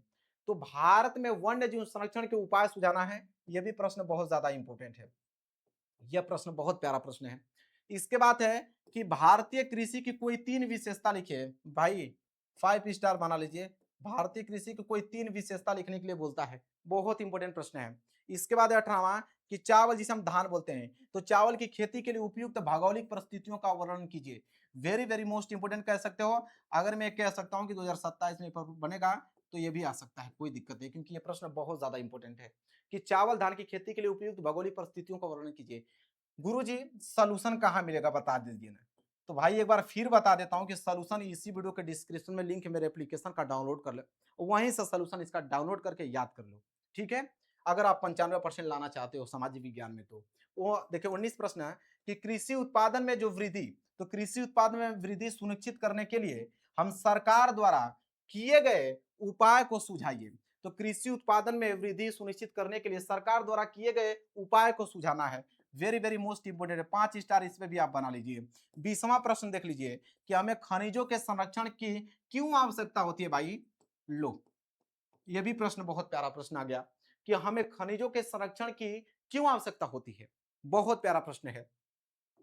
आगे आपका अगला प्रश्न, प्रश्न संख्या 21 कह रहा है कि लौह और अलौह खनिज, ठीक है, लौह और अलौह खनिज में अंतर बताइए, ठीक है, अंतर स्पष्ट करना है और अलौह खनिज से आप क्या समझते हैं, कोई 2 आपको उदाहरण देना है। सबसे पहले कि लौह खनिज किसे कहते हैं, ठीक है, इसके बाद अलौह खनिज किसे कहते हैं, आपको क्या बताना है, अंतर। अंतर बताने के बाद अलौह खनिज से आप क्या समझते हैं, ये भी बताना है, ठीक है। तो यहां से आपके कितने मिलेंगे, 3 नंबर, और यहां से मिलेंगे आपको 1 नंबर, टोटल 4 नंबर आपको मिल जाएंगे। इसके बाद है यहाँ पे कि रेल परिवहन कहां पर अत्यधिक सुविधाजनक परिवहन का साधन है तथा क्यों। तो रेल परिवहन जो है वह कहां पर अत्यधिक सुविधाजनक होती है और परिवहन का साधन है, ऐसा क्यों होता है, ठीक है। तो इसका वर्णन करना है। चीजें क्लियर हो रही है। चलिए आगे बढ़ते हैं। प्रश्न संख्या 23 क्या बोला है कि सत्ता की साझेदारी क्यों जरूरी है, एक तर्क दीजिए। और सत्ता की साझेदारी जो होता है वो लोकतंत्र की आत्मा है और इस कथन की विवेचना कीजिए। तो सत्ता की साझेदारी 5 स्टार बना लीजिए। कितना स्टार बनाना चाहिए इस पे, कम से कम 5 स्टार बना लीजिए, प्रश्न बहुत ज्यादा इंपॉर्टेंट है। इसके बाद है यह प्रश्न में आपका इतिहास, भूगोल, नागरिक शास्त्र और शास्त्र, पूरे किताब का यह प्रश्न बता रहा हूं, ठीक है।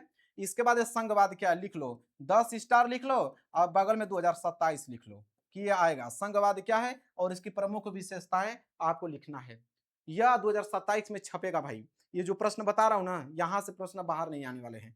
25 1992 के संविधान संशोधन के पहले और बाद के स्थानीय शासन के दो महत्वपूर्ण अंतरों को बताना है कि जब 1992 के, ठीक है, 1992 के संविधान में जो संशोधन हुआ था तो उसके पहले के, संशोधन होने से पहले और संशोधन होने के बाद के स्थानीय शासन के दो महत्वपूर्ण आपको अंतर बताना है। दो ही अंतर बता दोगे ना, दो दो नंबर के हिसाब से 4 नंबर आपको एग्जामिनर दे देगा। चीजें क्लियर हो रही हैं? चलिए 26वां प्रश्न है कि भारत एक धर्मनिरपेक्ष या उसे पंथ निरपेक्ष भी कह सकते हैं कि भारत एक धर्मनिरपेक्ष या पंथ निरपेक्ष देश है और किन्हीं 3 प्रावधानों के आधार पर इसकी क्या करना है, स्पष्ट करना है, इसकी व्याख्या स्पष्ट करना है। ठीक है, किन्हीं 3 प्रावधानों के आधार पर स्पष्ट इसको करना है कि भारत एक धर्म निरपेक्ष या पंथ निरपेक्ष देश क्यों है। ठीक है, इसके बाद अगला प्रश्न 27 कि भारत की विधायिकाओं में महिलाओं के प्रतिनिधित्व की स्थिति क्या है। मेरे प्यारों चो 10 स्टार बना लो, 10 स्टार बना लो इस प्रश्न पे कि भारत में विधायिकाओं में, सॉरी, भारत की विधायिकाओं में महिलाओं के प्रतिनिधित्व की स्थिति क्या है। बहुत प्यारा प्रश्न है, हर साल ये प्रश्न आता है। मैं जो आपको प्रश्न बता रहा हूं ना, उसको मैंने कहा ना कि 95% लिख लो कि प्रश्न छपेंगे। इसका सोल्यूशन कहां मिलेगा? मेरे एप्लीकेशन पे। इसी वीडियो के डिस्क्रिप्शन में जाते हो ना, डिस्क्रिप्शन में लिंक दिया गया है, या तो कमेंट चेक करो, कमेंट में क्लिक करोगे ना तो पहले नंबर पे मेरा ही कमेंट होगा, एक लिंक दिया रहेगा, उस लिंक पे जैसे क्लिक करोगे वो आपको प्ले स्टोर पे पहुंचा देगा। वहां से मोबाइल नंबर रजिस्टर्ड करके सोशल साइंस का पीडीएफ, फ्री में पीडीएफ लिखा होगा, वहां से डाउनलोड कर लेना। ठीक है, आओ, अब इतना आसान नहीं बताएगा कोई। लोकतंत्र शासन की अन्य व्यवस्थाओं से बेहतर है, स्पष्ट कीजिए। मतलब कह रहा है कि लोकतंत्र शासन जो है वो अन्य व्यवस्थाओं से क्यों बेहतर है, स्पष्ट करना है। लोकतंत्र शासन जो है वो अन्य व्यवस्थाओं से क्यों बेहतर है, स्पष्ट करना है। आगे बढ़ते हैं अगले प्रश्न की तरफ। अगला प्रश्न है कि विकास मापने का यूएनडीपी क्या होता है? विकास नापने का यूएनडीपी, तो विकास नापने का यूएनडीपी का मापदंड किन पहलुओं में विश्व बैंक के मापदंड से क्या होता है, अलग होता है, ये बताइए। इस पे भी आप कितना स्टार बनाना चाहिए? 10 स्टार बना लीजिए, क्योंकि प्रश्न बहुत ज्यादा इंपॉर्टेंट। बार बार नहीं कहूंगा ना, बार बार नहीं फोर्स करूंगा कि एकदम यही आएगा। 10 स्टार बना लीजिए, एक बार बोल दिया तो बोल दिया कि भाई ये नोट कर लो, आएगा आएगा।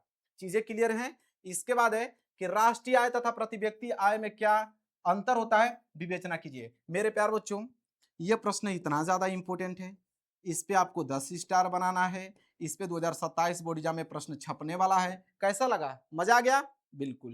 कि राष्ट्रीय आय तथा प्रति व्यक्ति आय में अंतर पूछता है, कि राष्ट्रीय आय प्रति व्यक्ति आय किसे कहते हैं, यह भी पूछता है, विवेचना कीजिए। इसके बाद है आपका कि आर्थिक क्रियाओं से क्या अभिप्राय है, प्रमुख आर्थिक क्रियाओं का वर्णन कीजिए। बहुत प्यारा प्रश्न। आर्थिक क्रियाओं से आप क्या समझते हैं, आर्थिक अभिक्रियाओं से क्या समझते हैं, प्रमुख आर्थिक क्रियाओं का हमें क्या करना है, वर्णन करना है। आगे बढ़ते हैं, अगला देख लीजिए। आगे क्या है आप लोगों का, चीजें क्लियर? अगला आइए, अब आगे आप लोगों का यहाँ पे it's almost time is restart, not now, not now, अभी रिस्टार्ट नहीं करेंगे। इसके बाद आगे आपका प्रश्न संख्या 32 कि विकास में ऋण की भूमिका का विश्लेषण कीजिए। कि विकास में ऋण की भूमिका का क्या आपका विश्लेषण इसको करना है। इसके बाद यहाँ पे 33 प्रश्न है कि भारत में विदेशी निवेश को आकर्षित करने के लिए कोई 3 सुझाव लिखना है। कितना? 3 सुझाव आपको लिखना है। Very very most important question आ गया कि भारत में विदेशी निवेश को आकर्षित करने के लिए कोई 3 सुझाव पूछा है। Very very most important question है। अगला है कि विश्व व्यापार संगठन से आप क्या समझते हैं, स्टार बनेगा यहाँ पे 10, कोष्टक में लिखेंगे 2027 बोर्ड एग्जाम में आएगा, छपेगा प्रश्न। क्या कि विश्व व्यापार संगठन से आप क्या समझते हैं। इसके बाद अगला प्रश्न कि दूसरे देशों में बहुराष्ट्रीय कंपनियां किस प्रकार उत्पादन पर नियंत्रण स्थापित करती हैं। यह भी प्रश्न पे आप कम से कम 3 स्टार बना लीजिए, कम से कम 3 स्टार बना लीजिए कि दूसरे देशों में बहुराष्ट्रीय कंपनियां किस प्रकार उत्पादन पर नियंत्रण स्थापित करती हैं। चलिए आप आ जाइए दीर्घोत्तरीय प्रश्न पे। अब तक चल रहा था आप लोगों का लघु उत्तरीय, समझ लीजिए, और ये आपका दीर्घोत्तरीय। इसी तरह मैं नहीं कह रहा हूं कि 95% आ जाएगा, पूरे के पूरे किताब का निचोड़ लेकर आ जाऊंगा, ये महामैराथन कहां जाएगा, इससे बाहर प्रश्न बनेगा ही नहीं बनेगा। इसके बाद दीर्घोत्तरीय प्रश्न देखिए क्या है। प्रश्न संख्या पहला दीर्घोत्तरीय का कि 1789 की फ्रांसीसी क्रांति का फ्रांस व यूरोप पर क्या प्रभाव पड़ा। अब इसमें सारे प्रश्न आएंगे, लिख लो। इस पे बार बार मुझे 10 स्टार बोलने की जरूरत नहीं है, अब बार बार 2027 में बोलने की जरूरत नहीं है। बस आप आंख बंद करके नोट कीजिए, इसका पीडीएफ डाउनलोड करके याद कर लेना। इसके बाद देखो, इटली के एकीकरण पर प्रभाव डालिए। मेरे प्यार बच्चों, 1789 की फ्रांसीसी क्रांति का फ्रांस व यूरोप पर क्या प्रभाव पड़ा, और इटली के एकीकरण पर प्रकाश डालिए। इसको तो मैं यहाँ पे 100% गारंटी ले लेता हूँ, अपने रिस्क पे गारंटी ले लेता हूँ, ये आएगा। ठीक है, इसके बाद ये वाला प्रश्न कि गांधी जी की नमक यात्रा का वर्णन कीजिए। ठीक है, very very most important, Gandhi ji की नमक यात्रा पे आपको क्या करना है, वर्णन करना है। 6 नंबर के लिए पूरा डिटेल में लिखना है कि नमक कानून कैसे उन्होंने तोड़ा था। चीजें क्लियर हैं, आगे बढ़ते हैं। अगला प्रश्न है 4, बोला है कि गांधी जी ने असहयोग आंदोलन क्यों प्रारंभ किया था, और उनके द्वारा यह आंदोलन वापस लेने के प्रमुख कारण क्या थे। तो गांधी जी ने असहयोग आंदोलन क्यों प्रारंभ किया था और उनके द्वारा यह आंदोलन वापस लेने की प्रमुख कारण क्या थी। Very very most important question मेरे प्यार, बहुत ही ज्यादा प्यारा प्रश्न है, नोट कर लो इसको, very very most important question. 5वां प्रश्न है कि अंतरराष्ट्रीय आर्थिक विनिमयों में 3 तरह की गतियों या प्रभावों की व्याख्या करें, और तीनों प्रकार की गतिविधियों के भारत और भारतीयों से संबंधित एक एक उदाहरण दें और उनके बारे में संक्षेप में लिखना भी है। अब प्रश्न ऐसे बन रहे हैं, 10 स्टार बना लो। अब प्रश्न ऐसे पूछे जा रहे हैं, अब प्रश्न मॉडरेट पूछे जा रहे हैं। ठीक है, उस लेवल का प्रश्न लेकर आया हूं जिस प्रकार 2026 में पूछा था। इसके बाद है कि प्रथम विश्व युद्ध के विश्व पर पड़ने वाले प्रभावों का वर्णन कीजिए कि जब प्रथम विश्व युद्ध हुआ था तो विश्व पर क्या प्रभाव पड़ा था प्रथम विश्व युद्ध के बाद। तो नोट कर लेना है, प्रश्न बहुत ज्यादा इंपॉर्टेंट है। आगे है 7वां प्रश्न कि भारत में औद्योगिक विकास की क्या विशेषताएं हैं, किन्हीं 4 का उल्लेख करना है। तो सबसे पहले आपको बताना है कि भारत में औद्योगिक विकास क्या है, उसकी विशेषता और 4 उल्लेख करना, मतलब 4 विशेषता उसका बताना है, और साथ ही साथ ये भी बताना है कि भारत में औद्योगिक विकास होता क्या है। इसके बाद है कि मृदा अपरदन से क्या अभिप्राय है, मृदा अपरदन के लिए उत्तरदायी कारणों का वर्णन कीजिए। मैं कहूं कि 10 स्टार बना लीजिए, कोष्टक में 2027 लिख लीजिए, कैसा लगेगा, मजा आ जाएगा आप लोगों के, प्रश्न छपने वाला है, नोट कर लो। मृदा अपरदन से क्या अभिप्राय है, मृदा अपरदन के लिए उत्तरदायी कारणों का वर्णन कीजिए। यह प्रश्न बनेगा, 100% छपेगा यह प्रश्न। इसके बाद है 9 प्रश्न कि भू संसाधन का अर्थ लिखिए और एक संसाधन के रूप में भूमि का उपयोग किन उद्देश्यों के लिए किया जाता है, व्याख्या कीजिए। Very very most important, very very most important question है, नोट कर लो मेरे प्यारे बच्चों। इसका सोल्यूशन मिल जाएगा मेरे एप्लीकेशन पे। ठीक है, इसके बाद 10वां प्रश्न देख लो क्या है कि बहुउद्देशीय परियोजना से होने वाले प्रमुख लाभों का वर्णन कीजिए। बहुउद्देशीय परियोजनाओं से होने वाले प्रमुख लाभों का वर्णन करना है। यह भी प्रश्न क्या है, 10 स्टार वाला, यह भी प्रश्न है 10 स्टार वाला जो कि पेपर में छपेगा। इसके बाद आपका कि भारतीय कृषि ने खाद्य उत्पादन में घटती प्रवृत्तियों क्यों प्रारंभ कर दी थी। तो कह रहा है कि भारतीय कृषि ने खाद्य उत्पादन में घटती प्रवृत्तियां क्यों प्रारंभ कर दी थी, यह किसकी व्याख्या करना है। यह भी प्रश्न बहुत ज्यादा इंपॉर्टेंट है। आगे आपका 12वां कि कृषि उत्पादन में वृद्धि सुनिश्चित करने के लिए सरकार द्वारा किए गए उपाय को आपको बताना, कि किए गए उपाय को सुझाइए। कृषि उत्पादन में वृद्धि सुनिश्चित करने के लिए सरकार द्वारा किए गए उपाय को समझाना है। चीजें क्लियर हैं, आगे आइए। अगला है 13वां प्रश्न कि भारत में लौह अयस्क के वितरण पर प्रकाश डालिए। कि जब भारत में लौह अयस्क, ठीक है, कि भारत में लौह अयस्क के वितरण पर आप लोगों को प्रकाश डालना है, बहुत इंपॉर्टेंट प्रश्न है। 14वां प्रश्न है कि परिवहन तथा संचार के साधन किसी देश की जीवन रेखा तथा अर्थव्यवस्थाएं क्यों कहे जाते हैं। वेरी वेरी मोस्ट इंपोर्टेंट, इन प्रश्नों पे भी आपको कम से कम 5 स्टार बनाकर चलना है। इसके बाद है 15वां कि सत्ता की साझेदारी क्यों जरूरी है, एक तर्क दीजिए। इस पे भी मैं कहूंगा कि 10 स्टार बना लीजिए, कोष्टक में 2027 लिख लीजिए, ये प्रश्न छपने वाला 2027 में। क्या है कि सत्ता की साझेदारी क्यों जरूरी है और एक तर्क देना है। चीजें क्लियर हैं, आगे आइए। इसके बाद है आपका कि भारत की संघीय व्यवस्था की विशेषताओं का वर्णन कीजिए। वेरी वेरी मोस्ट इंपोर्टेंट प्रश्न है मेरे प्यार बच्चों, कि भारत की संघीय व्यवस्था की विशेषताओं का वर्णन कीजिए, यह भी प्रश्न छपने वाला है। इसके बाद है कि बताइए कि भारत में किस तरह अभी भी जातिगत असमानताएं जारी हैं। मोस्ट इंपोर्टेंट क्वेश्चन है, कम से कम ट्रिपल स्टार बना लीजिए, कि बताइए कि भारत में किस तरह अभी भी जातिगत असमानताएं जारी हैं। इसके बाद है कि लोकतंत्र किस तरह उत्तरदायी, जिम्मेवार और वैध सरकार का गठन करता है। यह प्रश्न भी 5 स्टार वाला है। मतलब सारे के सारे प्रश्न या तो 10 स्टार के होंगे, या तो 3 स्टार, या तो 5 स्टार, इतने ज्यादा इंपॉर्टेंट है। कोई फालतू का एक भी प्रश्न इसमें दिखाई देगा तो बताना, एक भी प्रश्न फालतू का इसमें नहीं है। मैं कह रहा हूं 95% आएंगे तो आएंगे। इसके बाद अगला है कि संगठित और असंगठित क्षेत्रों की रोजगार परिस्थितियों की तुलना कीजिए। इस पे भी 5 स्टार बना लो, इस पे भी लिख लो 2027। संगठित और असंगठित क्षेत्रों की रोजगार की परिस्थितियों की तुलना करना है। इसके बाद 20वां है कि प्राथमिक, द्वितीयक और तृतीयक क्षेत्रों में अंतर बताइए। 10 स्टार बनाइए और कोष्टक में 2027 लिख लीजिए। यह प्रश्न बनेगा कि प्राथमिक, द्वितीयक और तृतीयक क्षेत्रक में अंतर बताइए। इसके बाद अगला है प्रश्न 21 कि ऋण के औपचारिक और अनौपचारिक स्रोतों की तुलना कीजिए। अंतर वाला पूछता है कि ऋण के औपचारिक और अनौपचारिक में अंतर बताइए या उनकी स्रोतों की तुलना कीजिए। आगे बढ़ते हैं, अगला प्रश्न 22वां देखिए क्या है कि भारत में वैश्वीकरण, क्या बोला कि भारत में वैश्वीकरण के प्रभावों की विवेचना कीजिए। तो भारत में वैश्वीकरण आते ही 10 स्टार बना दीजिए, कोष्टक में 2027 लिख दीजिए कि ये प्रश्न छपेगा कि भारत में वैश्वीकरण के प्रभावों की विवेचना करना है। प्रश्न बहुत ज्यादा इंपॉर्टेंट है, ये बनेगा। इसके बाद 23वां प्रश्न कि उपभोक्ताओं के अधिकारों की व्याख्या कीजिए। यह भी प्रश्न बहुत ज्यादा इंपॉर्टेंट है, उपभोक्ताओं के अधिकारों की व्याख्या करना है। इसके बाद 24वां है कि उपभोक्ताओं के अधिकारों पर एक निबंध लिखे। मैं कहा हूं ना, यहां से दो प्रश्न बनेंगे।